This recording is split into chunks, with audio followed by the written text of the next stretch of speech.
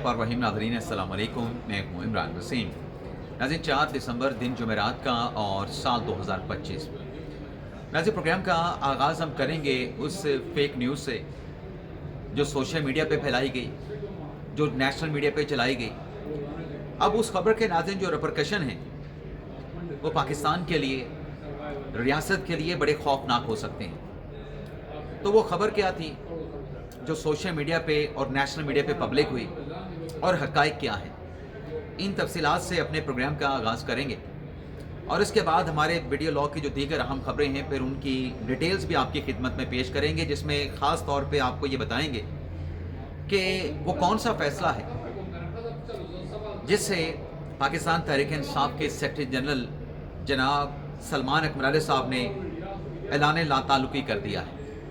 और फिर खैबर पख्तूनख्वा के वज़ीर आला सोहेल अफरीदी, जिन्हें इमरान खान कहते हैं कि मेरा तगड़ा खिलाड़ी है, दबंग खिलाड़ी है, सोहेल अफरीदी ने किस बड़े घर पे हाज़िरी दी है, हाज़िरी क्यों दी है, हाज़िरी देने का मामला क्या है, कुछ और भी डेवलपमेंट्स हुई हैं, उनकी तफसीलात पर भी हम बात करेंगे। लेकिन व्लॉग का आगाज़ करने से पहले आपसे दरख्वास्त के चैनल को सब्सक्राइब कर लें, बेल आइकॉन का बटन प्रेस करें, वीडियो पसंद आए तो इसे लाइक और शेयर ज़रूर कीजिएगा। नाज़रीन बड़े नेशनल मीडिया पे ख़बर चली कि एक शहरी है पाकिस्तान नज़ाद, अमरीकी शहरी, लुकमान खान उसका नाम है, जिसे असला रखने पे और अमेरिका में पुलिस चौकी पे हमला करने की मंसूबा बंदी करने के इल्ज़ाम में गिरफ़्तार किया गया है। अब ये खबर नाज़रीन चल गई। 24 नवंबर को इस लुकमान खान की गिरफ़्तारी होती है अमेरिका में। 26 नवंबर पर इन पर असला रखने का, गैर कानूनी असला रखने का और हमले की मनसूबाबंदी करने का इल्ज़ाम लगता है और अब 11 दिसंबर को इस शख्स को अमरीकी अदालत में पेश किया जाएगा। अब नाज़रीन जो पिछले दिनों वाशिंगटन डीसी में वाक़या पेश आया, जिसमें एक अफ़गान शहरी ने अमेरिकन नेशनल गार्ड के 2 जो एहलकार थे उनको पुलिस उन पर फायरिंग की, उनको टारगेट किया, उनको निशाना बनाया, जिसके बाद अमेरिका की जानिब से जो इमिग्रेशन का प्रोसेस है ऐसे ममालिक का, उसको फौरी तौर पर रोक दिया गया है।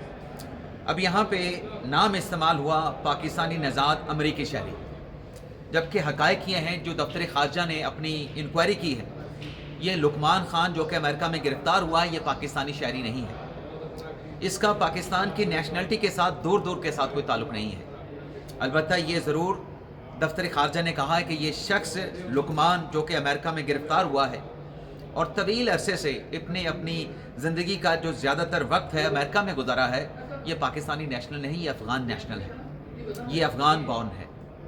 पाकिस्तान में इसने कुछ अर्सा, कुछ साल गुजारे हैं, लेकिन बतौर मुहाजिर गुजारे हैं। तो ये एक फ़ेक न्यूज़ थी जिसके पाकिस्तान के लिए बड़े खौफनाक रिपरकशन हो सकते थे। इसको डिबंक करना ज़रूरी था। अब नाज़रीन आते हैं अपने वीडियो लॉग की हम दीगर जो खबरें हैं उस पर हम बात करते हैं कि डिक्टेटर के केस के किस फैसले ने तहलका मचाया है।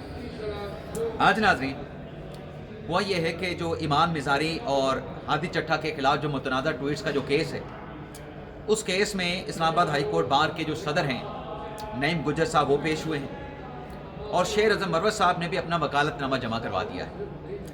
नईम गुजर साहब ने जज अफजल मंजूका साहब से कहा कि इस केस में हम एप्लीकेशन दे रहे हैं, जो मुल्ज़मान का जिरा का प्रोसेस आपने ख़त्म कर दिया, वो जिरा का प्रोसेस जो है वो बहाल किया जाए।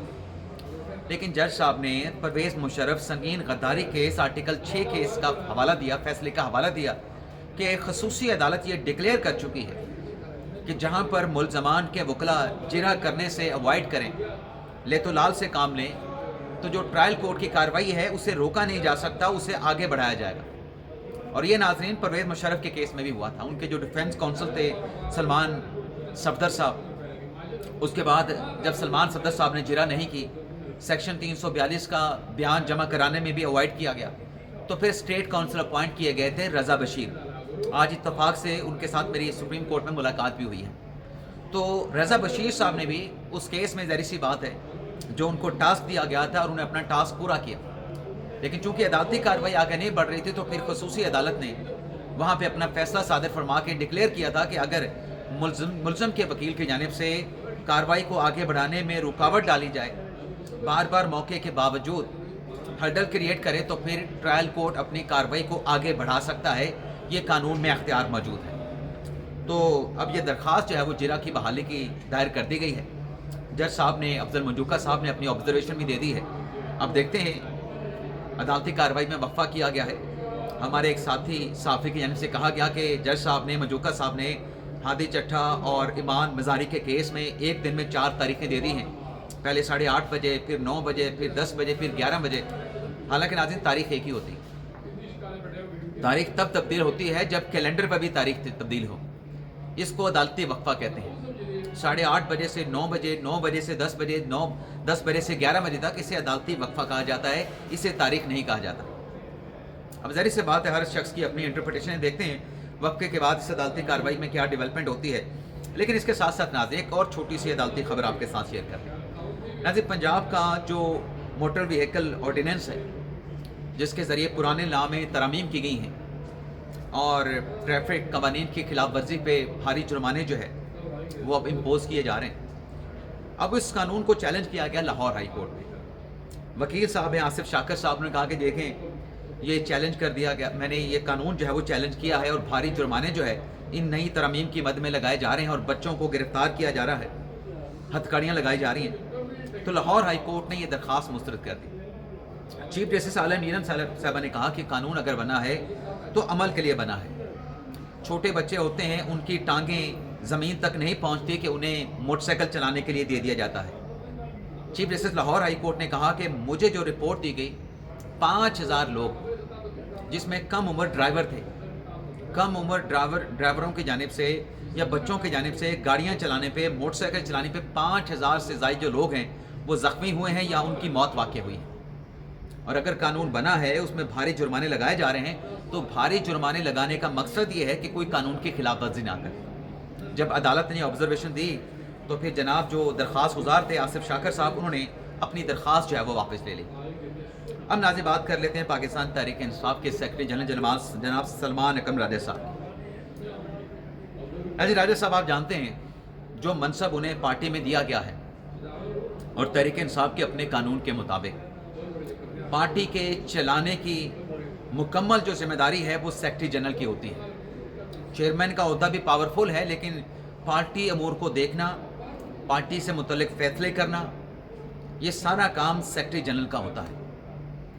अब राजा साहब से पहले उमर अयूब साहब पाकिस्तान तहरीक इंसाफ के सेक्रेटरी थे, अगर मैं गलत नहीं हूँ। उमर अयूब साहब ने ये ओहदा छोड़ दिया कि मैं कौमी असम्बली में अपोजिशन लीडर हूँ। और उमर अयूब साहब जो है, जैसे कैसे भी इंटर पार्टी इलेक्शन हुए थे, जो कि इलेक्शन कमीशन में उसका जो लीगल स्टेटस है वो पेंडिंग पड़ा है, लेकिन वोटिंग के ज़रिए प्रोसेस हुआ था मुबैना तौर पे। अब राजा साहब को इमरान खान साहब के एग्जेक्टिव ऑर्डर के, पार्टी के बानी हैं तो एग्जेक्टिव ऑर्डर ही हुआ, उनको पार्टी का सेक्रेटरी जनरल बना दिया गया।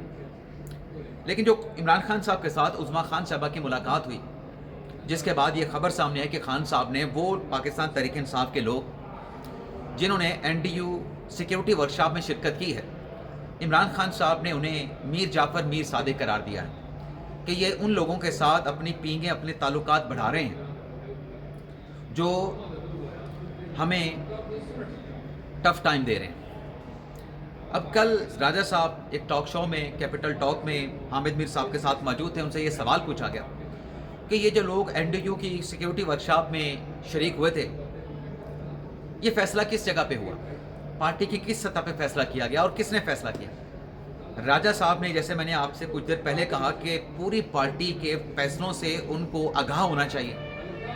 सलमान अकमल साहब ने पार्टी के अरकान असम्बली की जो नेशनल सिक्योरिटी वर्कशॉप में जो शिरकत थी, इस फैसले से लाइल्मी का इजहार कर दिया कि मुझे पता ही नहीं है कि फैसला कहाँ पे हुआ, किसने किया।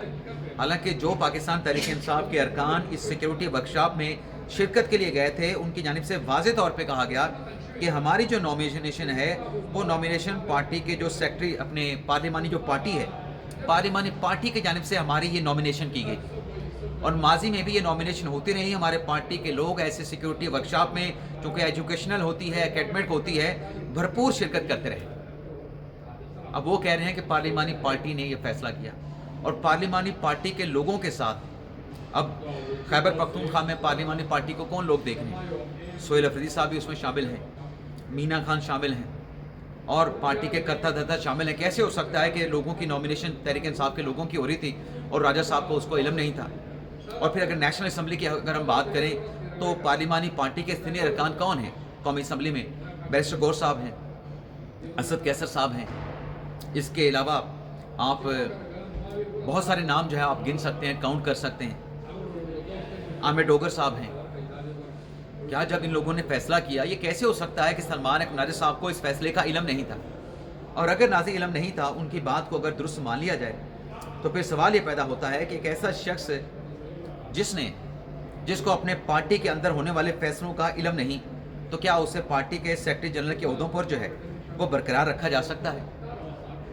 کہ پارٹی کا سیکرٹری جنرل کہہ رہا ہے کہ اتنا بڑا فیصلہ ہوا، خیبر پختونخوا کی پارلیمانی پارٹی نے، نیشنل اسمبلی کی تحریک انصاف کی پارلیمانی پارٹی نے اپنے ارکان کو نیشنل ڈیفنس یونیورسٹی کی ورکشاپ کے لیے نامینیٹ کیا، لیکن پارٹی کے سیکرٹری جنرل کو نہیں پتا۔ چلیں ایک لمحے کے لیے اس کو بھی لے لیں کہ نہیں پتا جی راجہ صاحب، اب پتا چلا ہے نا جن لوگوں نے نامینیشن کی جناب سلمان اک مناظر صاحب نے، ان کے خلاف کیا ایکشن لیا؟ راجہ صاحب نے پھر ان کے خلاف کیا ایکشن لیا؟ آج جو یہاں پہ ناظرین باتیں کی جا رہی ہیں کہ وہ جو جج صاحب ہیں جی، جج صاحب کے کمسن بیٹے نے جو ہے وہ بچیاں 2 مار دیں ایکسیڈنٹ میں، تو بچہ تو کمسن ہے، بچے کے جو والد ہیں جو جج صاحب ہیں آصف صاحب، ان کو جو ہے وہ ریزائن کر دینا چاہیے، مستعفی ہو جانا چاہیے۔ تو یہاں پر تو راجہ صاحب مکمل لا علمی کا اظہار کر رہے ہیں، تو پھر کیا راجہ صاحب سے استعفیٰ نہیں مانگا جانا چاہیے؟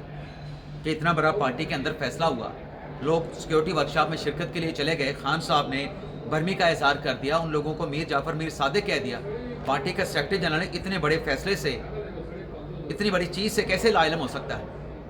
اور جہاں تک بات ہے ناظرین جسٹس محمد آصف کے بیٹے ابوذر کی جانب سے جو ایکسیڈنٹ ہوا، جو بچیاں نوجوان جو اس میں ماری گئیں، میرا اس پہ ایک ہی موقف ہے۔ موقف میرا کیا ہے کہ جہاں قانون کی خلاف ورزی ہوئی ہے ان کے خلاف کارروائی ہونی چاہیے، قانون کے مطابق کارروائی ہونی چاہیے، لیکن جواز کے بغیر بھونڈا قسم کا پروپیگنڈا نہیں ہونا چاہیے۔ غیر ذمہ داری کے ساتھ، غفلت کے ساتھ، لاپرواہی کے ساتھ جیسے بھی ایکسیڈنٹ ہوا، قانون جو کہتا ہے قانون کے مطابق کارروائی کی جائے، لیکن اس پہ پروپیگنڈا نہ کیا جائے۔ یہاں پہ پروپیگنڈا بھی ہو رہا ہے، اور افسوس کے ساتھ کہنا پڑتا ہے کہ جو پروپیگنڈا کرنے والے لوگ ہیں ماضی میں وہ کچھ اور کہہ رہے تھے۔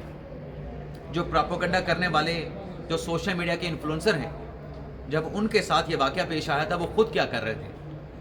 اب میں کسی کا نام نہیں لے رہا، وہ خود کیا کر رہے تھے، وہ کہاں کہاں پہ اپروچ کر رہے تھے، کیسے بچنے کی کوشش کر رہے تھے؟ ناظرین پاکستان تحریک انصاف کے جو قول و فعل میں تضاد ہے اس سے متعلق بھی کچھ اہم خبر ہے۔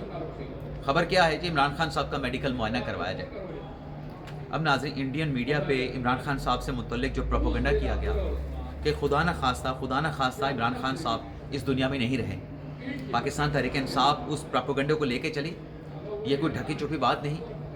اور پھر جب نورین خان اپنا عظمیٰ خان کی عمران خان کے ساتھ ملاقات ہوئی، انہوں نے خود باہر آ کے کہا کہ عمران خان صاحب بالکل ٹھیک ہیں، عمران خان صاحب بالکل صحت مند ہیں، لیکن اب ہائی کورٹ میں ایک درخواست دائر کی جاتی ہے جس میں کیا کہا جاتا ہے کہ عمران خان صاحب کا شوکت خانم سے میڈیکل معائنہ کروایا جائے، شوکت خانم کے ڈاکٹر عمران خان کا میڈیکل چیک اپ کریں۔ کیوں جی؟ 2 دن پہلے جب عظمیٰ خان کی ملاقات ہوئی منگل کے دن، اس دن تو آپ صحت مند قرار دے رہے تھے، اس سے پہلے آپ انڈین میڈیا پہ ریلائی کر چکے تھے خدا نہ خواستہ عمران خان صاحب کو کچھ ہو گیا ہے۔ چلیں اس دن آپ نے زندہ صحت مند عمران خان کے ساتھ ملاقات کر لی، اب آپ اس کو بیمار کیوں کروا رہے ہیں؟ جب 2 دن پہلے آپ نے اس کو صحت مند ڈکلیئر کیا تھا، اور خود ڈکلیئر کیا تھا، کسی چینل کا پروپیگنڈا نہیں تھا۔ اور سہیل افریدی صاحب آج الیکشن کمیشن میں ان کی پیشی تھی، لیکن استثنا ہے، جو کوڈ آف کنڈکٹ کی انہوں نے وائلیشن کی تھی۔ دیکھتے ہیں الیکشن کمیشن آج کیا سماعت کرتا ہے، کیا حکم نامہ، کیا عدالتی کارروائی کی ڈیٹیل سامنے آتی ہیں۔ لیکن سہیل افریدی صاحب نے آج بڑے گھر میں حاضری دے دی ہے، وہ بڑا گھر جہاں پہ پہلے وہ جانے سے اوائڈ کر رہے تھے، گریز کر رہے تھے، اور وہ بڑا گھر ہے وفاقی حکومت۔ آج NFC میں جو وسائل کی تقسیم ہے اس سے متعلق بڑا اہم اجلاس ہو رہا ہے وزارت خزانہ میں، اور سہیل افریدی صاحب اپنے صوبے کے وسائل کا دفاع کرنے کے لیے، اپنے صوبے کا مقدمہ لڑنے کے لیے وزارت خارجہ جو NFC سے متعلق اجلاس ہو رہا ہے اس اجلاس میں شرکت کے لیے پہنچے ہوئے ہیں۔ اور اس اجلاس سے فارغ ہونے کے بعد سہیل افریدی صاحب جو ہیں وہ اڈیالہ جیل جائیں گے بانی تحریک انصاف عمران خان سے ملاقات کے سلسلے میں۔ تو یہ تھا ناظرین ہمارا بلاگ، آپ سے اجازت چاہتے ہیں۔ اللہ تعالی ہم سب کا حامی ناصر، اپنی دعا میں یاد رکھیے گا۔ اللہ حافظ۔